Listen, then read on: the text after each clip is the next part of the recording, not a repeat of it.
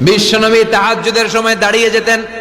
ছোট্ট একটা ঘরে চাটাইয়ের উপরে বিশ্বনবী মা এসে শুতেন, গাদাগাদি করে জায়গা নাই। মাঝরাতে বিশ্বনবী তাহাজ্জুদের জন্য দাঁড়াতেন, আল্লাহু আকবার বলে দাঁড়িয়ে যেতেন, নামাজ শুরু করে দিতেন।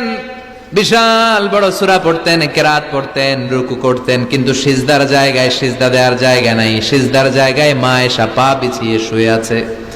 বুখারীর বর্ণনা, বিশ্বনবী সিজদায় যে হাত দিয়ে মা এসার পায়ের মধ্যে চিমটি কাটতেন, মা এসা বুঝতে পারতেন বিশ্বনবী এখন সিজদায় যাবে। সুবহানাল্লাহ পড়েন।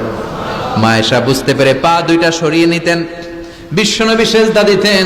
সিজদা দিয়ে বিশ্বনবী যখন আবার দাঁড়িয়ে যেতেন, মা আয়েশা পা বিছিয়ে আবার শুয়ে পড়তেন। কি ইবাদত ছিল বিশ্বনবীর! হাত্তা তাতাওয়াররামু খাদামা।